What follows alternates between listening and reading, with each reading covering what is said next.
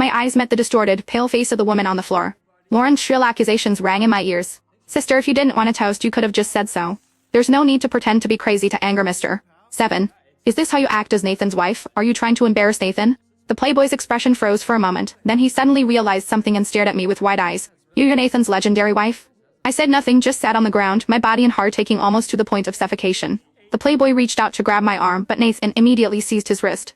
Nathan glanced at my blood-minus-covered face, his eyes suddenly turning gloomy. He gritted his teeth as he looked at the playboy. Get out.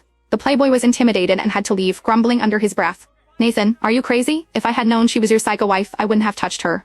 As the playboy disappeared, I got up to leave, but my arm was once again gripped by a large hand. Sophia, aren't you happy now that you don't have to be punished? Did those 2 years on the island not teach you how to behave? You only had a toasted ring, and this would have been over.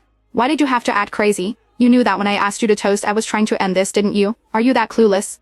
Looking at the angry Nathan, I responded with bloodshot eyes. This time I finally didn't hold back and retorted. Nathan, I'm your wife. If you had just made my identity clear, this would have been over just the same. My words were clear. It was him, he was the one who wanted to play with my vanity to protect Lauren's face, which is why he never said anything. Caught off guard by my revelation, Nathan felt a bit guilty. Lauren, seeing this, wanted to defend him. But Nathan frowned and spoke up to stop her. Sure. Enough, shut up and wait for me in the car. After her footsteps faded away, he sighed.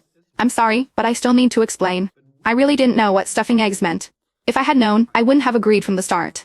As for Lauren, I hope you can understand. After all, she just came back to the country and saw that I was Marminus.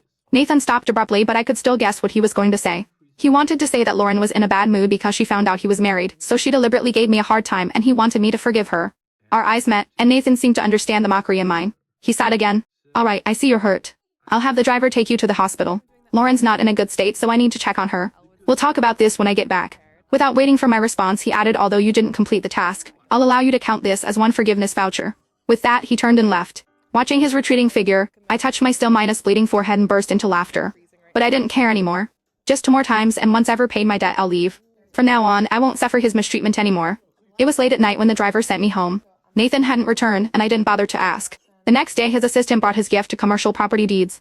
He specifically emphasized that one was compensation for forcing me to lick the cream, and the other was an apology for the egg incident.